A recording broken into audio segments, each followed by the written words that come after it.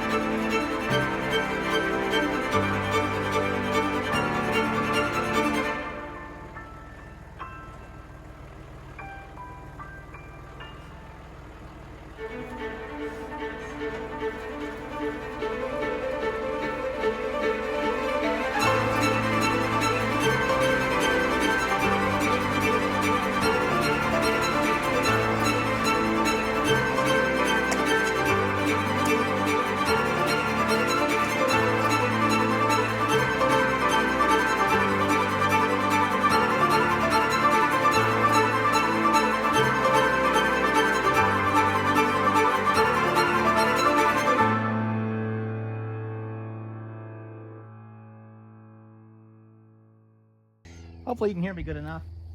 What I've got going on is the laser is set up in the center, and I took a board, took a measurement over there, just dropped the board down in the hole, and then mark where it is, label which corner I'm talking about.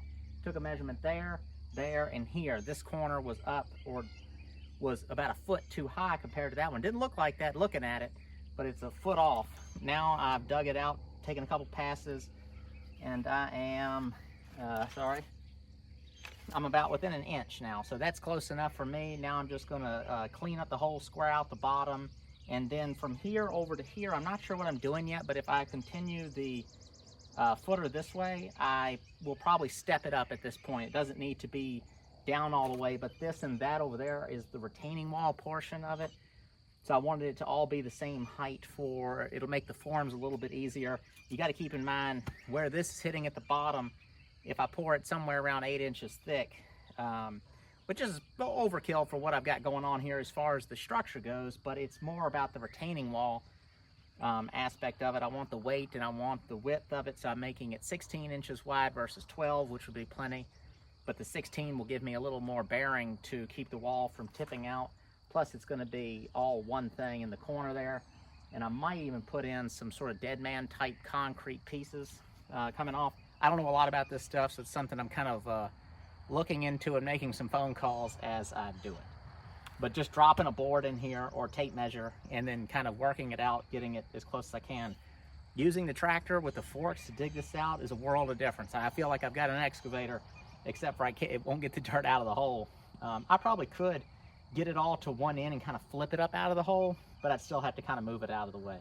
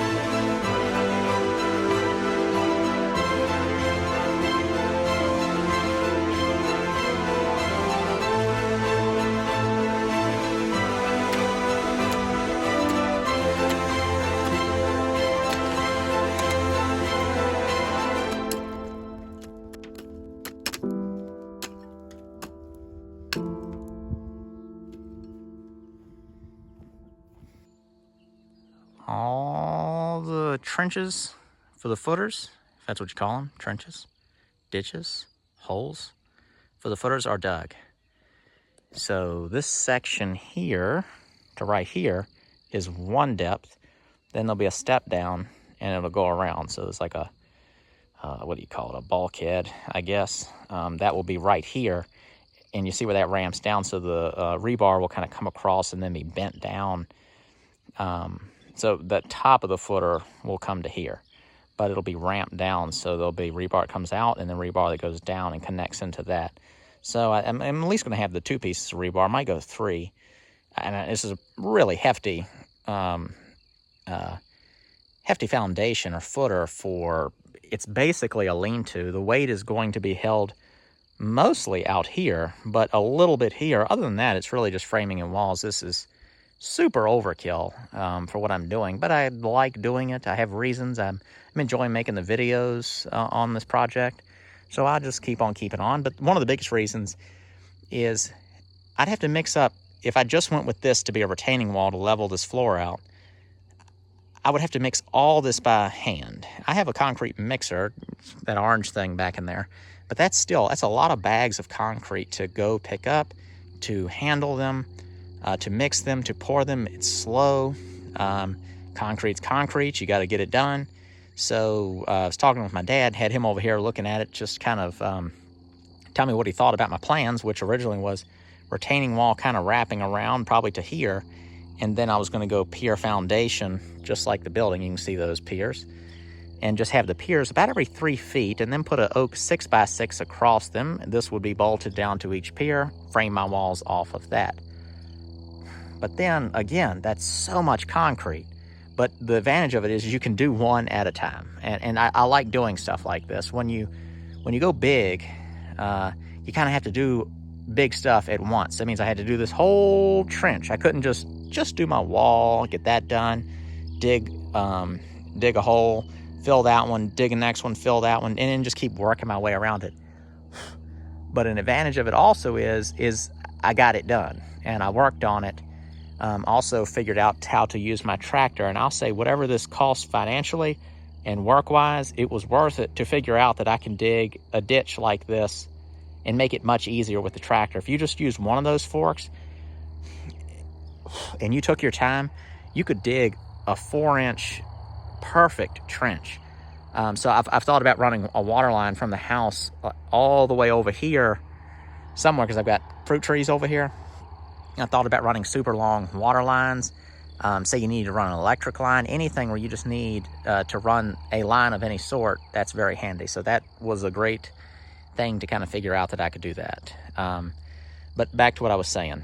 When my dad heard that I was going to mix up all this concrete by hand, he said, just why don't you get a truck to bring it? Well, you can get a truck to bring a yard or 2 of concrete, but they're going to add a big charge to that because they're driving it out there for not as much money.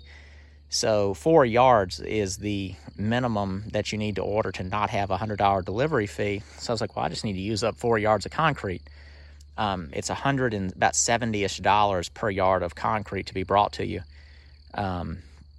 So I was like, well, I can just make this retaining wall bigger. But I was like, that's still nowhere near it. Basically from here all the way around, when I calculate it, it's 3.23 yards. So that's leaving 3/4 of a yard of concrete to go.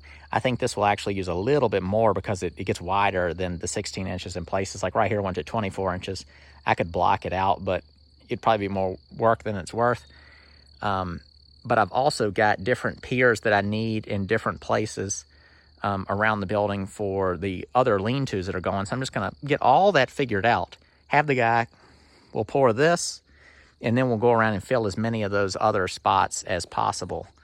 And then until he runs out, and if he still has a little bit more, he can just dump it on the ground, and when it sets, I can just move the big piece with the tractor.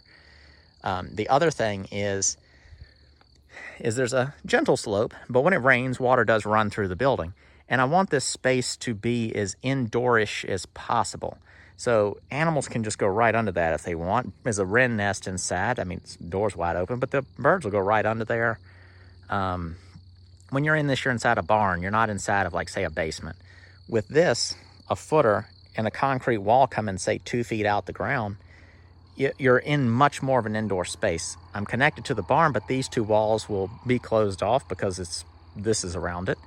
And then I can just do something to address the bottom parts there. And then people ask, what about these cracks? This is going to be board and batten, so the little batten strips will go over all those cracks in the end. The inside of the building is going to be insulated. This will be insulated because I like to say have a wood stove in here or a window unit.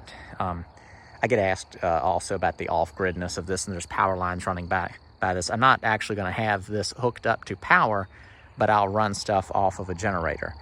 Most all my tools are battery to start with. Even I have a table saw that's battery. But say I needed to use my nice table saw, I can just turn my generator on. It's ultra quiet, and most of the time when I'm spending in a shop, I'm not using electricity outside of lights. And I know I'm nerding out right now, but that thing right here with the little white thing on top of it, the battery, that is an inverter. In my building over here, I have multiple LED style fluorescent, fluorescent style LED lights, with those LED tube lights, whatever you call them. And they can all run off this, and with one of the big batteries, it runs forever. So I could have those types of lights in here and just run them off of that if I wanted to. Or I have a smaller generator that's ultra quiet that could just run the lights, and I'm not so much concerned about that. But this is basically a barn.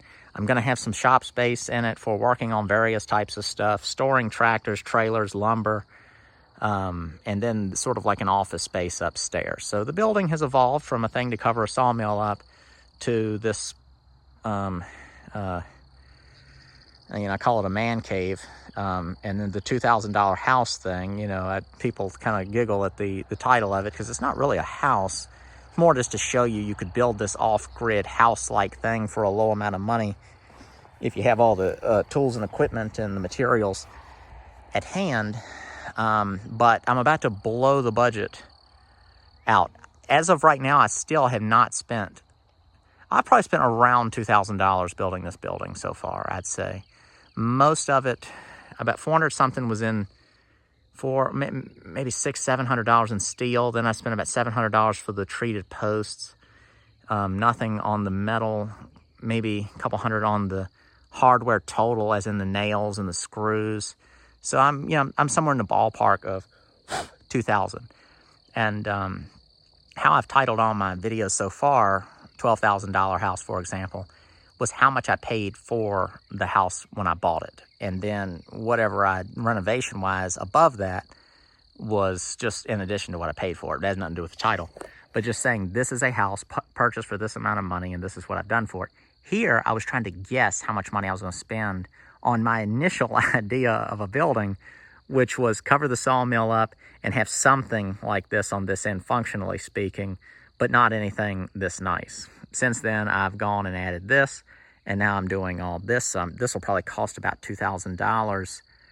I think I'm going to spend about $1,400 in concrete to do the footer and the wall, and then all the rebar and everything. So it'll be about $2,000 to do all that. And that's doing the work myself. So I would love to know how much this would cost if you paid someone to come in and do just this. I see why it's just so prohibitive for a lot of people to do things that don't know how to do a lot of stuff. Not that I know how to do this, but I'm just doing it. I mean, it's just a ditch. Most things are so much simpler than a lot of people. I don't know why people think everything's so hard. Concrete is just some stuff you mix water in and it sets up. Don't do it when it's super cold. Google some stuff and find out that how deep your footers need to be, roughly how wide they need to be, how thick they need to be, what size rebar needs to go into it.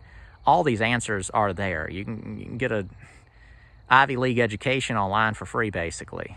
So pouring a concrete footer on a wall is not that big of a deal if you're a handy person that can just physically do the work. The physical part of this is so much harder than the what to do. Now, I think that's it with most things. People think that there's some sort of big barrier to entry into everything, but it's usually their willingness to actually do the thing that they kind of claim to want to do. But now I'm preaching. I think I'm going to go ahead and wrap the video up with this. I was going to have the entire thing in one video, but this is very time consuming, and I want to start being more regular with my videos. I know I've said that a bunch of times, but the only way for me to do that is to not have big leaps in one video. And I would consider a big leap going from doing a retaining wall and concrete, and that being a video, to doing this whole thing that was going to require all the rebar work, the footer, then the wall coming off of it, you know, the backfilling, if I do some sort of drain on the foundation on this sort of high side. But yeah, so I think I'm gonna stretch this out to several videos getting this part done. And then in the meantime, I've got to start sawing up some lumber. So I'm sawing up lumber for more rafters, and then also the studs that will work their way all around this. Of course, there's alternative ways to have gone about this. I could have just set 4x4s and just did a wall around it. It'd be so much easier than this. So I'm acknowledging that, but that's not what I'm doing. I could also do the piers. I could maybe have just done the shop off of this side and just not done it in an area that made it harder. But this is the way I'm doing it because I'm kind of got a vision. This project, again, is this is not me going the simplest route. This is me doing something I want to do the way I want to do it. And I do enjoy it. It's a little bit torturous sometimes, doing things that way. But think of this as sort of a big art project more than I'm some guy trying to get a building. I would have just got a metal building on a slab if that's what I wanted to do. But I didn't want that. Look at the environment here. You know, this is so much nicer looking. You know, even my house is starting to look bad compared to my building. The really funny thing is from the road, this building dwarfs my house. This is so much bigger than my house. My house is maybe like 50 feet by like 30 feet or something like this. This building is, as it is right now, it's almost like 80 some feet by 14. But then you add the lean-tos to it, and it's like 45 feet plus. Then this area is walled in, the multi-use, it's 2 stories. That's a single story, it does have a basement. But yeah, all right, so that is it on this building. Thank you all for watching this part.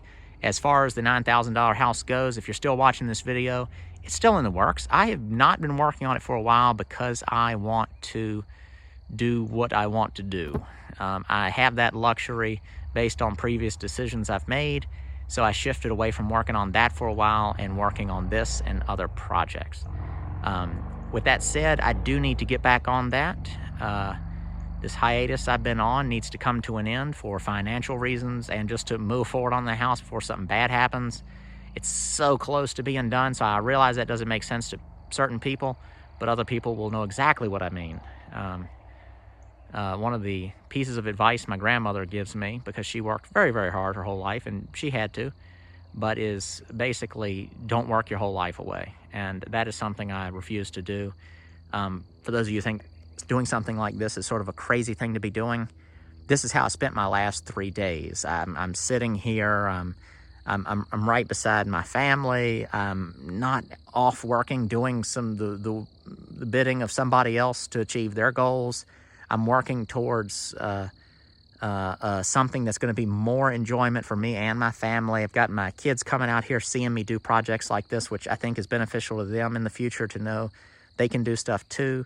They're running around in these footers. I'm also having to fuss at them a little bit for doing certain things, but you know, that's job site safety as well. I mean, there's all types of benefits of doing something like this, but in the end, again, I'm doing what I want. So just compare that to doing exactly what you want, and that doesn't always make sense. Not defending myself, but just sort of an explanation for those that are curious, because there's just so many different ways of thinking, and mine is different than a lot of others. But yeah, thank you so much for watching. I will see you in the next video.